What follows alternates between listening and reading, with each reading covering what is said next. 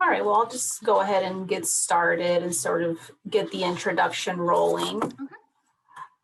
All right, well, good afternoon, everybody. Thank you for taking the time to be present here with us today. This virtual talk was organized by the New England Civil Rights Advisory Committee in observance of Women's History Month. And the title of the talk is Women's Suffrage in Rhode Island, a Lippitt Family Perspective, and it will be presented by Carrie Taylor from the Lippitt House Museum in Rhode Island. Carrie Taylor is the director of the Rhode Island's Lippitt House Museum in Providence. Prior to leading the Lippitt House, Carrie was the collections manager at Monticello, Thomas Jefferson's plantation in Virginia. Before that, she worked in the curatorial department at the Atlanta History Center. She was elected Phi Beta Kappa and graduated cum laude from the University of Georgia with a bachelor's degree in history before earning a master's degree in public history from the University of South Carolina. She's active in several professional organizations and currently serves on the board of directors for the Friends of Brown University Library and is a graduate of the Seminar for Historical Administration. Please join me in welcoming Carrie, and I hope you all enjoy this presentation. Great. Well, thank you, Amanda. I'm going to share my screen here. Thank you so much for the invitation to talk with you this afternoon. This talk today, I'm very happy to talk with you about the topic of women's suffrage in Rhode Island. The 2020 was the 100th anniversary of the passage of the 19th Amendment, which stated that a person's right to vote can't be denied because of sex. And until the post-Civil War period, with the passage of the 14th and 15th Amendments, states decided voter eligibility requirements. So it varied a lot from state to state. And this resulted in a gradual expansion of voting rights as barriers dropped for specific categories of citizens. And so today we're going to focus on the Lippits of Rhode Island and talk about how this one family, this one very political family, how their power and influence really kind of changed and influenced this one story about political activism. And so that's what we're going to explore today. I'm going to talk for probably a little bit over 30 minutes, maybe 30 to 40 minutes, and I'll leave time at the end for your questions. And so what we're going to talk today is a little bit about kind of like a case study about one family, the Lippitt family, a politically powerful family who made their fortune in textile manufacturing, which is kind of a story of New England for a small segment of New England, and their involvement in the story about voting rights for women. And their story is similar to other families of their social class, as well as Rhode Island's story, which is similar to other New England stories. Now, what is a little different is that the story talking about the Lippitt women in the story of voting rights and women's suffrage is a little different because their story is a lesser known story about suffrage in that the Lippitt women took the anti-suffrage position. They believed that women should not have the right to vote. And I think this is illustrative of the idea that in the 18th and 19th century, just like today, that women are not a unified voting bloc. So Henry and Marianne Lippett headed a very politically influential Rhode Island family. Henry Lippett was a two-term Rhode Island governor. He served as Rhode Island governor from 1875 to 1877. And when he was governor, there were only 3 people in the entire Lippett family household, when you include all 14 people, both the members of the Lippett family as well as their live-in servants. Of that entire household of 14 people, there were only three people who could vote, and that it was the native-born males over the age of 21. So just put that kind of in perspective about who, just that small segment of the population who was eligible to vote at this time period. Now, the Lippits were a very political, conservative family. They wanted to keep the number of voters small so they could keep and preserve their political dominance in the state. And this is at a period of time in this late 19th century period when there's a large influx of a foreign-born population that's really kind of changing the political dynamics of the state. And it is rooted in this idea that what they saw as a privilege of voting was a responsibility, and they thought that only certain citizens were kind of up to this idea, up to this duty, this responsibility. And they saw, like I said, that voting was actually a responsibility, was a privilege, and it wasn't a right. And only certain citizens were kind of worthy of that privilege. Now, when Henry was governor during this time period, the public voice, just more generally about the concept, the idea of the anti-suffrage movement, was primarily voiced by men. And it was based on this idea, this concept, that there was a natural gender role that were separate from men and women, that there were these two spheres. And it was the natural role for women to be separate from men, and that when men should have a separate sphere kind of in the outside world, that their sphere of influence should kind of revolve around the outside world of like business and politics, and that would be the male domain. And that women's lives and their influence should focus on the domestic, and their lives should focus on the family and the home. And you kind of see this illustrated in this anti-suffrage political cartoon here, that it's a propaganda tool that would be distributed by the kind of anti-suffrage wing of this fight. And this idea about these two different spheres of influence it permeates every aspect of society. And it's even seen in domestic architecture, where it comes into people's homes, like literally into people's homes. And the idea is even seen in the architecture of the home. And you can see it even in the Lippitt family dining room in their home. The idea is that the dining room is a masculine space, and it's decorated in these masculine ideas that Henry, as the head of the household, you decorate that space to kind of illustrate the epitome of the male idea as a husband, as a father, as a provider for his family, his dominance in this outside world, in the business kind of realm, his ability to provide for his family. And you illustrate that through the furnishings, through the art, with these hunt and harvest imagery that you can see in the Lippitt family dining room. The bottom photo is a photo from 1893 showing the Lippitt dining room, and some other details from these decorations that still exist in the house today. The stag had a hunting hound, and the abundance of this still life with fruit, this abundance. And that is decorated in this dining room that kind of displays Henry's ability to be a father and his ability to be a provider for his family, demonstrating his ability to kind of dominate this male sphere of influence that encompasses this political and business, dominance. On the other side, the female sphere is supposed to be all about this kind of cult of domesticity that Marianne Lippett is supposed to dominate. And she's supposed to represent everything that is good about home and family.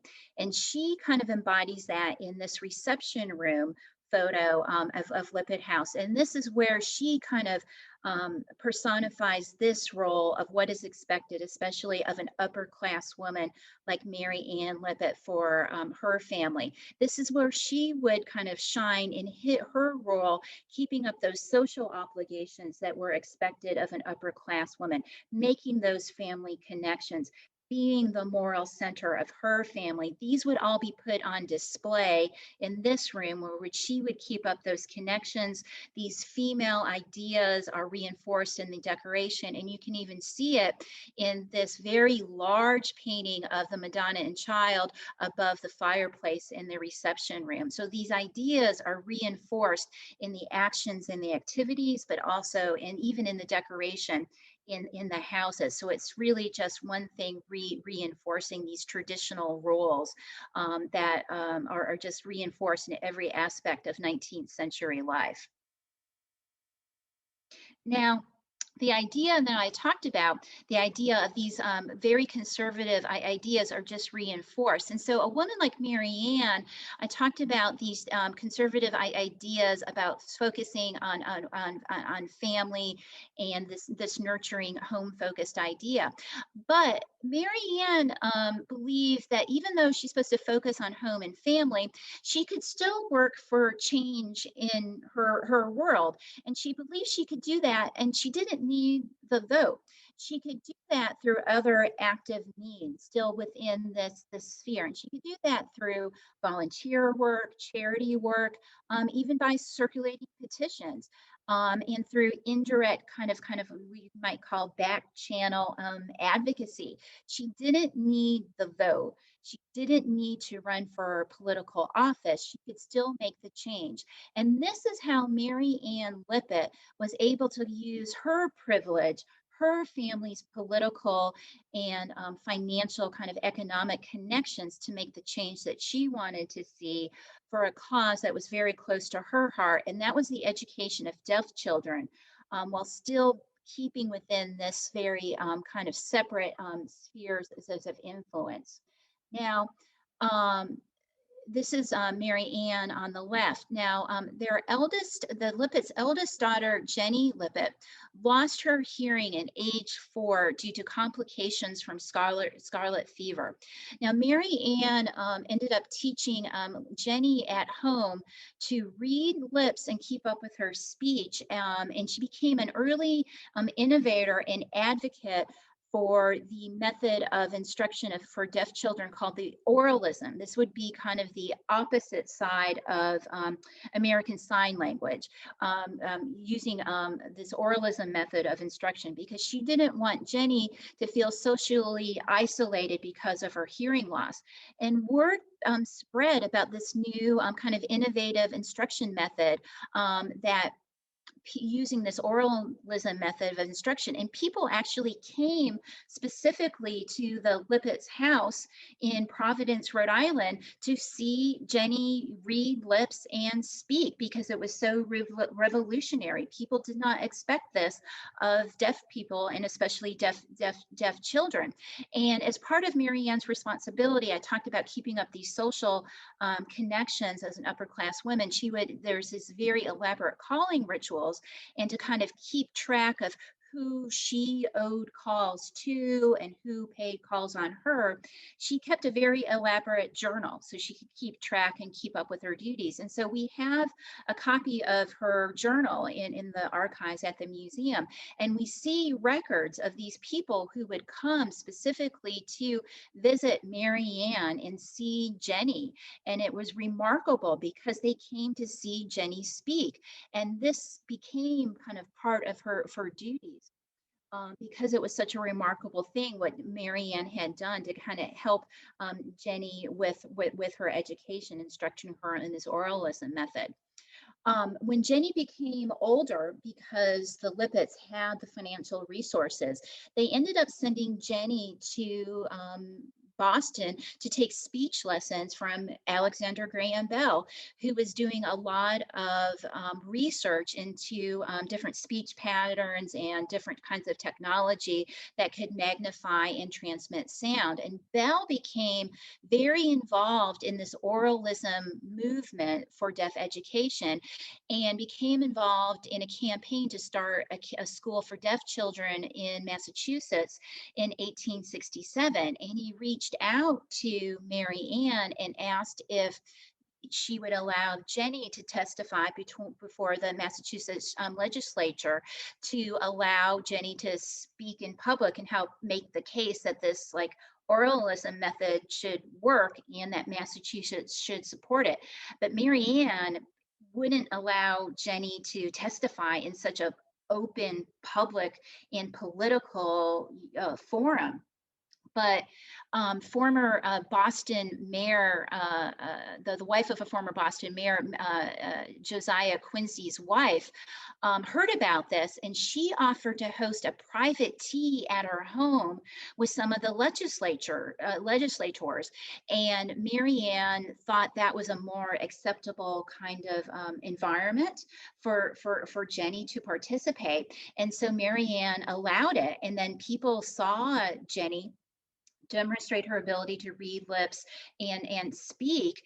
And it was with that support that then the Clark School for the Deaf in Northampton was established in 1868 as a deaf school for deaf children that would then use this oralism method. And it's because of this kind of indirect, what I call parlor politics, that was really being driven by women kind of behind the scenes, kind of going behind politicians, not in being really led directly by politicians, that these women were able to enact this social change that they thought would actually benefit their communities. But what Marianne, as a woman of privilege, realized is that, like, not everyone had these resources. Not everyone could send their children to a private boarding school out of state for their education. Not everyone could send their daughters out of state to a private tutor to help with this kind of instruction. So Marianne actually kind of ends up changing course. And in 1873, when Jenny is a little bit older by now, she allows Jenny to actually publicly testify before the Rhode Island General Assembly to provide public funds, to provide state funds to allow Rhode Island students to actually go up to Boston, to the Horace Mann Day School in Boston, to learn the oralism method of instruction. And at this time, there's no facilities. There's no facilities in Rhode Island. So Massachusetts, Boston is actually the closest facility at the time. So she kind of changes her perspective to promote this kind of public education goal at the time. But then what happens is in 1876, Marianne actually founds the first Rhode Island School for the Deaf. She's its founder. And in 1877, by this time, Henry is Rhode Island governor. She advocates for the state of Rhode Island to take over the school and operate it here in Providence on Hope Street as a school for deaf children, so they don't have to leave the state to get an education. It opens on Hope Street, and the Rhode Island School for the Deaf is still in operation today in Providence. And so what you see is this transition during Marianne's lifetime for this kind of back channel, I guess you could say, private parlor politics approach, where she is willing to take this public testimony to make this change happen. Still without advocating for voting rights, still not running for public office. But what you see with the next generation of Lippitt women is an activism that comes up, but they still don't believe that women should have the right to vote. They don't think that they need it to have a political voice or make the change that they need. And so you see that with this next generation that I'm going to talk about now, and that's Margaret Farnham, the women on the left here. It marries Marianne and Henry Lippitt's eldest son, Charles, in 1886. Now, Charles' father follows in his father's Henry's footsteps. He goes into the family's textile business, which is very lucrative, a business that starts out processing cotton. They expand to both cotton and woolen manufacturing, and spans the family business from what starts out originally in 1809 as one cotton mill, expands to 6 mills throughout Connecticut and Rhode Island. So they're doing very well for themselves by the time that Charles gets into the business. He also runs for governor and serves 2 terms, just like his father, between 1895 and 1897. And you see Charles in the front with his kind of like senior advisors, his senior staff in these dress uniforms, because it's kind of his senior staff, kind of like his cabinet level staff as governor.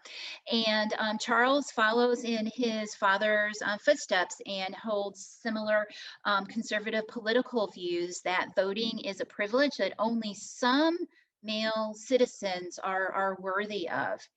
And Margaret follows in the same kind of footsteps as her mother-in-law. She has a reputation for doing a lot of entertaining while her husband is governor, fulfilling these major social obligations that are expected as an upper class woman. She has her primary duty is to her family and taking care of her home, and she is assisted by a large staff of live-in servants. They have 2 homes. One in Providence, the one in the upper left-hand corner, is a few blocks from his parents' home on Hope Street, a few blocks south. And they also have a very large summer home in Newport that is often referred to as Lipitt's Castle, that no longer survives, but is kind of down at the end of the point there. And that's their life, a lot of social obligations, and kind of going back and forth between Providence and Newport. But things kind of change for the Lippits, and what happens is that the fight for women's suffrage intensifies, and especially after the Civil War, what happens is there's 2 different paths in the battle for women's suffrage. There's 2 different kind of battlefields. One is the fight on the federal level, and the other one is on the state level. And the fight for women's suffrage on the federal level is a constitutional amendment that's often referred to as the Susan B. Anthony Amendment. And then the fight on the state level, and that's what happens in states like the campaign in Rhode Island, is to convince legislators to allow women to vote for presidential electors, who would then cast their votes for party nominees as part of the Electoral College. And this causes a division among suffrage leaders about which path is the one most likely to succeed. And so what happens in Rhode Island is, starting in 1867, there's almost every year there's an annual attempt to introduce a bill for presidential suffrage, and almost every year it fails. So a bill is introduced and then it doesn't pass. A bill is introduced and then it doesn't pass. And this, but as it keeps going on, this momentum kind of keeps gaining. Nothing happens, but it keeps coming and it keeps coming and it keeps coming. And by 1907, what happens is that Margaret Lippett makes a transition. She's kind of moving away from kind of the traditional charity work that would be expected of a woman of her class and kind of social status. And she really gets involved in a very public way in this anti-suffrage campaign as things really kind of start heating up in the early 20th century. And she takes what you might think as a kind of contradictory role in leading this political fight against the fight for women's suffrage. And she's willing to take a very public position, taking up many of the tools that the suffragists have been using to kind of promote their cause, kind of really jumping that line into the public sphere. You know, we had talked about those two separate spheres where the women's sphere is supposed to be more internal, focusing on the family and home, but she's willing to kind of jump into that public arena to fight against women getting involved into the public arena and politics.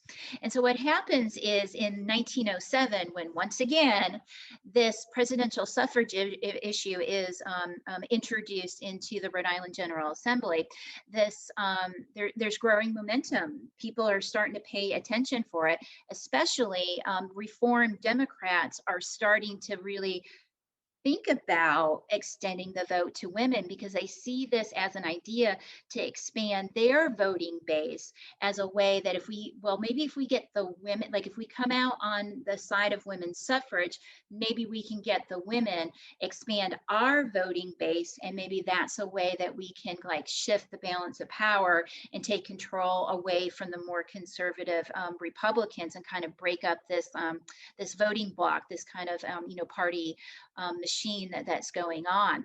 And so this is what kind of gets Margaret to really kind of like step up her game and become more active and more public for her role. And she actually testifies before the General Assembly, and what she says is, quote, "Women do not want the ballot. They are not qualified for it and have not the time to study the subjects to vote intelligently." That's what she says. And again, in 1907, the bill is defeated. But Margaret goes on. She holds leadership positions in the newly founded Rhode Island Association Opposed to Women's Suffrage, which had offices on Westminster Street here in downtown Providence. And interestingly, their offices are just a few doors down from the Women's Suffrage Organization. So both organizations had headquarters just kind of down the street from each other. They host Margaret hosts anti-suffrage events at their Newport home during the season down in Newport, when all the movers and shakers are down in their little cottages down by the ocean. And Margaret even participates in formal debates with Rhode Island suffrage leaders, and she gives public talks like what maybe we would call like lunch and learn, brown bag lunch at their headquarters at noon. By 1914, this momentum just kind of keeps shifting as the 20th century kind of keeps as the decade kind of keeps moving on, and more establishments are starting to kind of shift their position and lend their support to the idea of women's suffrage. Margaret is testifying again. Like I said, once again, this idea of presidential suffrage for women keeps coming up in the General Assembly, and in 1914, Margaret and another suffrage leader are again testifying before the General Assembly. And Margaret testifies that, quote, "The men of Rhode Island have been very generous in the past in protecting us by legal privileges and exemptions. For generations, we have enjoyed the benefits of our government and have been free from its burdens." So it's like we get all the benefits and we don't get any of the disadvantages. Margaret goes on to testify as an often repeated argument that the anti-suffragists use, actually saying that they're the silent majority and that, quote, "the ballot is not a right, but, quote, an onerous duty from which a majority of women beg to be spared." And then actually it's the majority of the women that don't deserve the vote. Just don't deserve it. Don't give it to us. We don't deserve it, which is a really interesting argument to hear. But like I said, the tide is kind of shifting. And interesting, the Providence Journal, for y'all that live in Southern Mass and Rhode Island, the Projo, actually writes an editorial in response to Margaret's public testimony in the General Assembly and the editorial says they're confused about her testimony and ask the question about the insight and knowledge to speak for the millions of conscious women who cannot speak for themselves. We confess a keen desire to see the actual power of attorney. Like, how does Margaret Lippitt have the authority to speak for these millions of women? How does she know that they don't want the right to vote? To infer that the millions of women who do not come out and openly argue for suffrage or against suffrage is a novel and incomprehensible point of view. And this is a big deal for the Projo, a very conservative pro-business newspaper, to come out on this issue in an editorial. But once again, the bill is defeated, but you can kind of see this kind of like bubbling up in the tide is kind of turning, and it's interesting to kind of see as the years go by. But what's happening is that the suffragists are calling out the kind of the claims and the arguments that the anti-suffragists like Margaret are making. And the deal is that the current political system is protecting upper class women like Margaret, because the fact is Margaret Lippett might feel that the current system is protecting all women, but it's protecting women like her, but it's not protecting all women. What about the working women who labored in the mills? What about the working women that are working in the Lippitt owned mills and the other mills like Brown and Sharp and the New England Butt Company and the other working women? What about the new immigrants that are arriving in large numbers from Southern Europe that are arriving in Providence docks from these steamships like these that are arriving every day? And so when we're talking about the same time period when Margaret is offering these testimonies in front of the Rhode Island General Assembly, just pulling from that most recent census record, the census from 1910, in Providence, only 30% of the Providence population was native born with native born parents. So you can see there's huge demographic changes, transitions that are going on at this time period. And that is what she's really kind of getting at, is about who's worthy, who's deserving of the vote. Because if you let women vote, you have to let all women vote. And she's calling attention to, when you say that, you're going to have to let all women vote. And that means you're going to have to let the women who are getting off these steamships from Southern Europe vote. And that's what she's kind of, not even indirectly, when you look at her testimony, this is what she's getting into. She's also talking about the deal. When you look at the suffrage, anti-suffrage arguments, the deal is that the suffragists were activists, but they weren't just activists on issues of voting rights for women. They were also activists for other social issues, including child labor issues, like raising the minimum working age from 10 to 12 years old, and promoting equal pay for equal work agenda. And since many women and children were working in textile mills like the ones owned by the Lippits, promoting reform agendas promoted by suffragists had an economic impact as well as a political, and that could affect the status quo that was currently affecting the Lippett family and other manufacturing, rich elites in Rhode Island and other places. So it was more than just the fight about who could vote. It had other ramifications, this suffrage and anti-suffrage campaign. But as the years go by, things, change.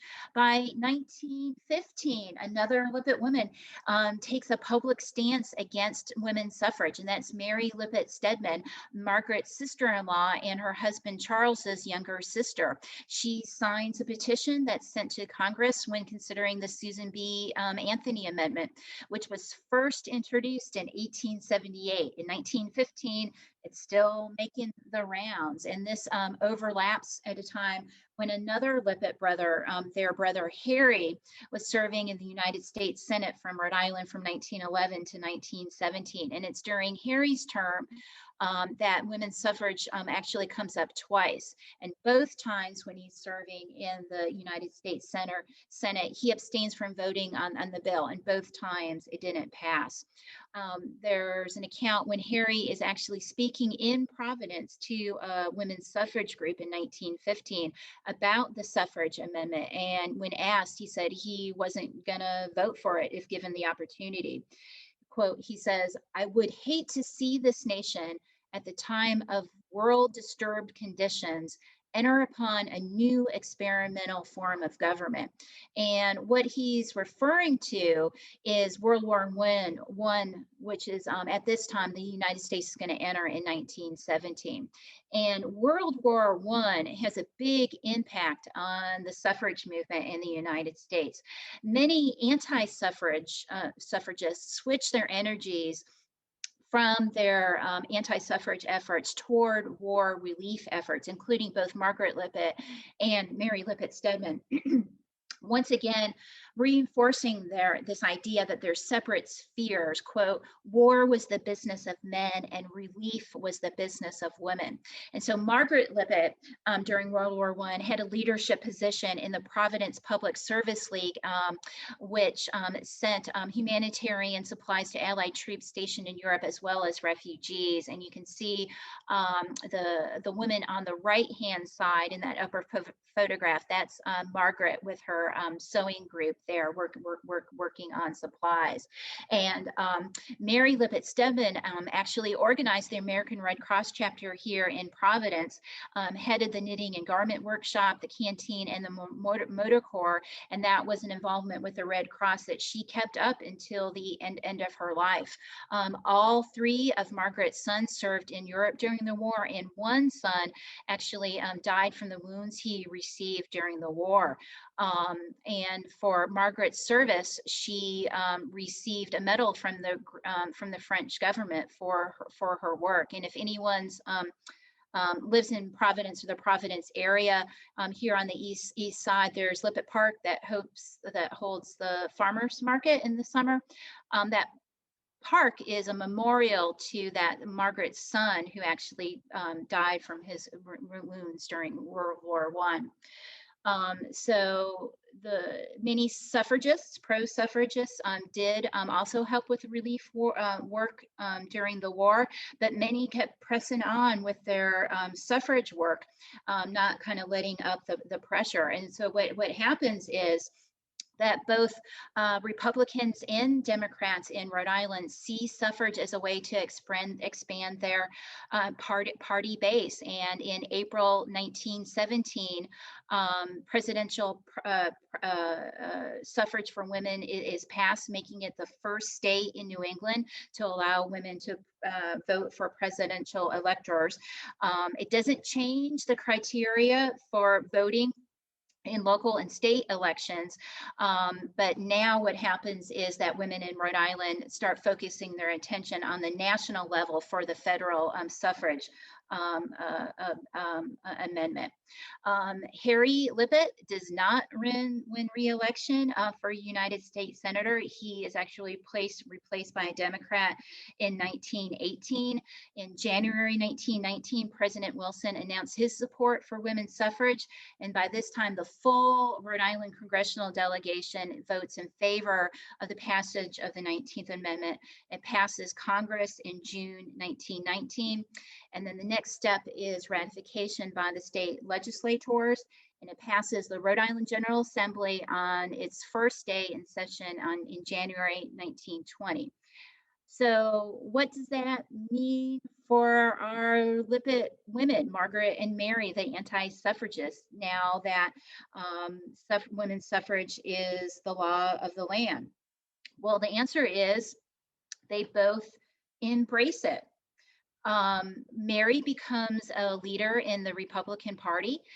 Even before the 19th Amendment is actually ratified by the states, she ends up, she donates $100 to the Republican National Presidential Campaign to help get Warren G. Harding elected. We have a scrapbook in the collection at the museum, and we see that she saves from the Projo, from the newspaper, a map from October 1920, showing the wards and different representative districts in Providence, doing a little like pre-voting homework. She also serves in leadership positions, serving as a charter member of the Women's Republican Club and served on the Republican National Committee. And we see in this photo here in 1923, a photo that shows her in her role on the Rhode Island Republican State Committee. She is front and center. And this photo is taken to show her support or their support for the Equal Rights Amendment, which was introduced in Congress in 1923 and written by prominent suffragist Alice Paul. Margaret Lippett continues her volunteer work and takes up another political cause. She becomes very active, involved in the fight to repeal the enforcement of the Prohibition law passed in Rhode Island in 1922, which eventually gets repealed in 1932. So she just keeps going in the political vein. What happens is then Mary Lippitt Steadman passes away in 1938, and Margaret passes in 1940. And so they and Marianne Lippett of the previous generation were women of privilege who used their status to advocate for causes they thought were important. They didn't think that voting was necessary to implement the changes that they thought were necessary, but they used their influence to implement the changes they thought were important in their communities. But it's important to remember, with the passage of the 19th Amendment in 1920, there remained many voting restrictions. When the 19th Amendment passed in 1920, in many places in the United States, it only applied to white women. For many places, African Americans still could not exercise their franchise. There were still many voting restrictions, even here in Rhode Island. It wasn't until 1928 that the property requirement for voting was abolished. You had to show proof of property valued at $134 to vote until 1928. And this was a way to keep many recent immigrants from voting. So you still had to show that you had property to vote until 1928. There was a poll tax in Rhode Island until 1951. You had to pay $1 to vote until 1951 in Rhode Island. It wasn't until 1964, until the passage of the 24th Amendment, that eliminated the poll tax in federal elections. And then it's also, very not insignificant, the passage of the landmark Voting Rights Act in 1964 that actually put the teeth in the passage of the 15th Amendment, which was passed in 1870, that said that voting can't be restricted because of race. The Voting Rights Act of 1965 that eliminated poll taxes, literacy tests, and other restrictions in state and local elections. And so the answer is that states today still control how elections are carried out, and there are still very many restrictions and barriers that keep the real answer of full universal adult suffrage today. So I encourage everyone to still exercise their full voting rights that many generations have fought for and continue to fight for today. So thank you very much. If people have questions, I am very happy to answer any questions that y'all might have. I have a question. Oh, all right, happy to hear them. So it was quite interesting to see just the sudden switch from anti-suffrage to pro-suffrage. Was there a trigger specifically? I mean, it almost seemed like it was, once the amendment passed, that they were like, okay, we'll go with this. But was there something that made Margaret or the other Lippitt women sort of change their mind? Well, I don't know. As a historian, it's always kind of hard to kind of get in behind people's real motivations, right? You can see their actions, right? But their motivations are kind of hard to kind of get behind. But I think the deal is like, well, once the decision is made, right? Women can vote, right? That's the game. Those are the rules. It doesn't do anything to take yourself out of the game, to take yourself out of the equation. So if that's the way, it makes sense to be a player, to have your voice heard in the game, right? It doesn't do anything to take yourself out of that equation, to take yourself out of that power position. So you can still exercise your influence by being part of that equation, right? And so I think there were also, because they are a political family, they were already political. So even though they were anti-suffrage, they were still political, right? For Mary Lippitt Steadman, her brother was a governor, her other brother was a senator, her dad was a governor. She was active politically, so she was already in that circle. So now she just, I think, would see that the voting was just another tool in her toolbox. And I think because she was already in the circle of Rhode Island's political elite, by serving on like the state committee, the Republican National Committee, she was a kind of a known factor. And so once again, being an insider, she was just even more of that game. So she wasn't going to win anything by abstaining. She could still influence. Once the rules changed, she could just influence them in a different way, in my opinion. That makes sense. I have two more questions. Okay. My next question is, are there any surviving Lippits, and sort of what does that look like now? Where are they at? Yeah, well, the interesting story is the Lippits are just like probably most anybody's family. I mean, not everybody's family home is a museum, but there's Lippits everywhere. Lippits in Georgia, South Carolina, there's Lippits in Rhode Island. I just emailed a Lippit yesterday. They're all over the place. But I think it'd be interesting for people that kind of live in our region. When I say Lippits, because there were, males and females, there's Lippit family, but not everyone's last name is a Lippit.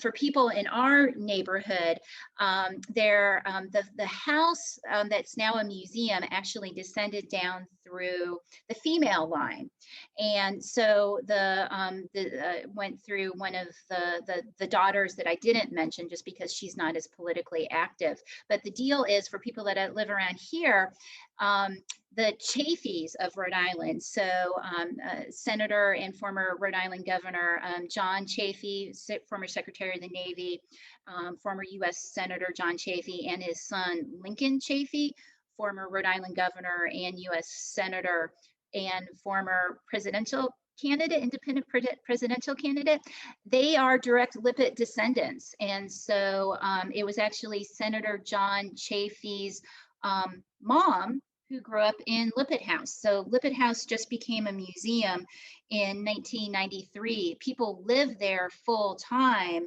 until 1979. So it's not ancient history that we're talking about. There's 4 generations of the Lippitt family that lived in the house before it became a museum. So the Lippits are still a family. And for people who, I don't know who's on, where people live, but people who are like old or long time, I shouldn't say old, that's not nice, but people who are long-time Providence residents, people in Providence might remember Freddie Lippett, who is actually the Governor Henry Lippett's grandson. Freddie Lippett ran against Buddy Cianci for mayor. So that's so there's still Lippets around, and some of them, but not all of them, still have political connections, political involvement, and many are still more generally civically engaged, and that's a big part of what we do for the museum as well today. Awesome, thank you. I have one more question, unless anybody else has a question. But I'm curious, you said that the Rhode Island School for the Deaf was founded by Margaret. Was it segregated? Was it a segregated school? Was it only for white deaf kids, or how did that play out? No, I don't believe so by this time, and I'll admit that the history of education in Rhode Island is not one of my core fields, but I believe, no, I don't believe it was by this time. There aren't restrictions by race in Rhode Island public schools. I have researched it. I don't have it all off the top of my head, but that restriction had been stopped by this time. It was a restriction that had ended relatively earlier by this time. It was founded as a public school for all Rhode Islanders, all what we would call hearing impaired Rhode Islanders. It started on Hope Street, and it's still in operation today.